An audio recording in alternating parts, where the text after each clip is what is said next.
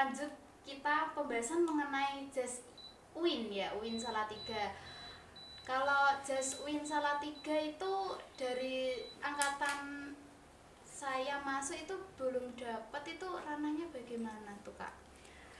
Berarti kalau angkatannya Kak Latifah 2000 berapa? 2020 ya? Iya. Nah, masalah jas ini kan juga sebenarnya ada banyak yang tanya sih ya, Tanya. tentunya.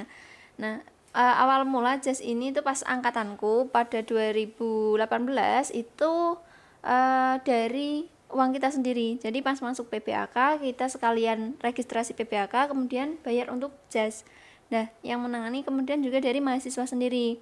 Akan tetapi pas 2019 kalau nggak salah, biaya untuk jas ini ditiadakan karena kembali yang mengurusi itu kampus. Nah, jadinya kampus kemudian memberlakukan bagaimana untuk mengatur adanya anggaran untuk jas ini tanpa adanya iuran dari mahasiswa. Nah, termasuk juga saat mengolah atau mencari konveksi mana yang akan digunakan untuk pembuatan jas itu ya. Nah, pada tahun 2020 ini kan masa Covid ya Kak sebenarnya ya. Masa Covid juga ya. Nah, permasalahan jas ini dari kampus itu kan sifatnya gini. Sifatnya tuh cari konveksi, nggak cuma kamu tak tunjuk jadi konveksiku ya buat jas di kampus ya, atau ini nanti kerjasama, nggak gitu. Tapi karena ini jumlahnya besar, artinya kan satu angkatan mungkin sekitar 3.000 lebih ya, 3.000 lebih mahasiswa dan juga anggarannya itu di atas 200 juta, maka ini harus ditenderkan atau dilelangkan ya. Nah, yang nender ini siapa? Ini dari Kemenak RI langsung, nggak dari kampus. Nah, jadi prosesnya memang seperti itu. Kemudian dari pembukaan tender tersebut dipilih mana yang kemudian lebih cocok dan lebih relevan untuk kerjasama pembuatan jas ini. Nah, kemudian baru kemudian diputuskan untuk tender ini sebagai pemenangnya. Nah, baru ada kontrak antara kontrak kerjasama, bayar DP dulu dan lain sebagainya. Nah, pada tahun 2021 itu informasi yang saya dapat bahwasannya kenapa kok kita gagal tender, karena CV yang menjadi pemenang tender tersebut mengalami kendala untuk tidak menyelesaikan jasnya di waktu yang ditentukan. Katakanlah di bulan Desember harusnya sudah selesai, tapi karena tidak tidak cukup waktu untuk menyelesaikan jas tersebut, akhirnya kerjasamanya diputuskan daripada nanti diteruskan kemudian akan mengalami permasalahan. Nah, ini kita juga dari Ormawa UIN Salatiga, dari SEMA dan DEMA juga mengupayakan kemarin dari DEMA IAIN Salatiga menyebarkan Google Form ya, yang mana itu serap aspirasi untuk teman-teman yang belum mendapatkan jas di angkatan 2020 dan 2021. Nah, kemudian nanti akan gimana? Nah, kami dari SEMA dan DEMA juga akan terus mengawal masalah kasus ini. Dari data yang tersebut yang akan dibawa, kemudian kami akan mengaudiensikan dengan pihak lembaga, seperti itu.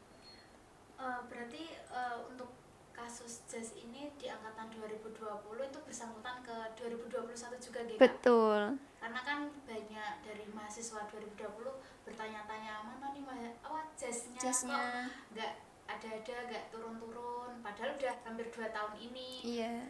Terus begitupun juga yang adik tingkat yang 2021 menanyakan, kok jasnya juga belum dapat, padahal udah kuliah gitu. Padahal ini kan juga ada beberapa fakultas yang udah melakukan kegiatan kayak KKL itu ya, kayak kunjungan, studi banding. Nah, ini juga menjadi satu permasalahan yang urgent untuk kita selesaikan, dan juga sebenarnya idealnya kalau pihak lembaga itu mendengar pasti akan segera untuk menyelesaikan permasalahan ini. Karena dulu waktu masuk saya itu kan masih IAIN, sekarang udah UIN. Apakah ada perubahan mengenai jas atau nama? Kan karena jasnya juga belum turun. Terus itu ada kira-kira dari pengetahuan dari Kak Saada, ada informasi perubahan jas atau hanya nama saja atau gimana gitu?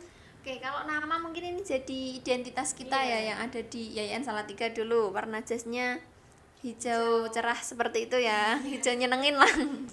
Nah, kemudian jadi UIN ini kayak gimana? Nah, kalau kebijakan mengenai logo, nama, termasuk juga warna jas, kemudian himne UIN nanti seperti apa.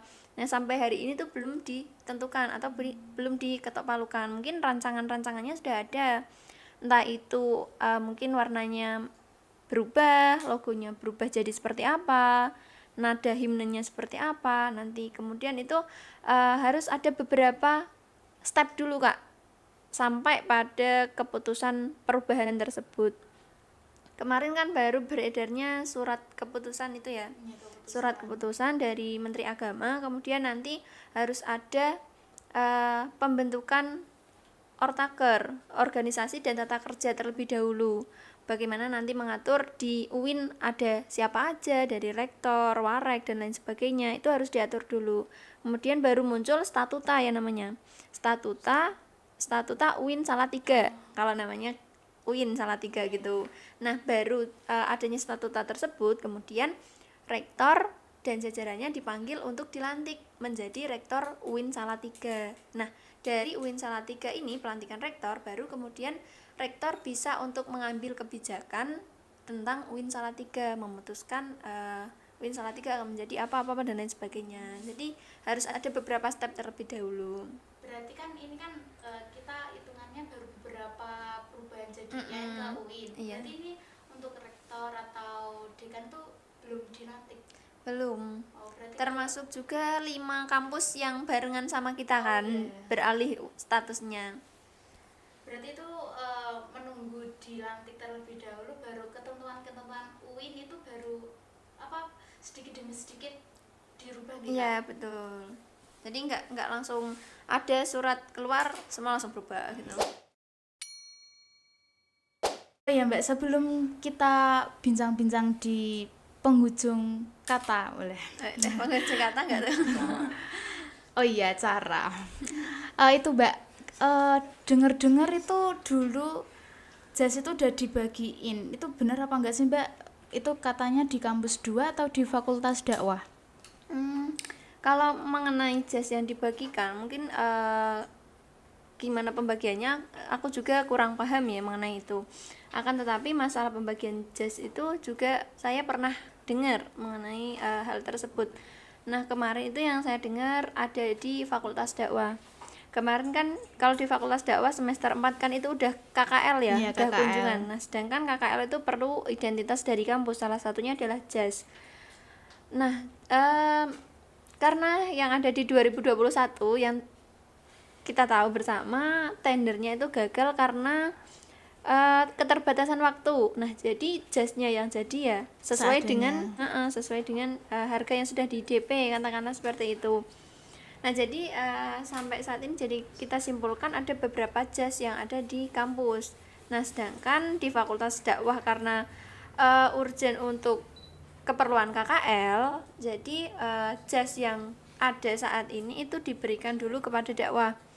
Akan tetapi setelah saya cross check, pemberian tersebut itu tidak semata-mata menjadi hak miliknya.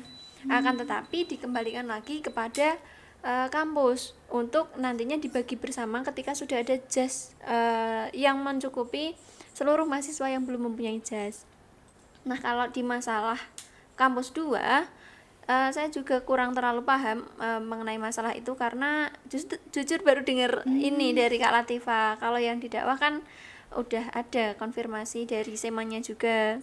Kalau yang di kampus 2 mungkin kita cari tahu bersama dulu.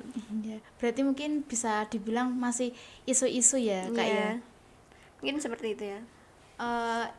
Itulah teman-teman dari bincang-bincangnya saya dan narasumber kita yang paling Masya Allah sekali, Kak Saadah.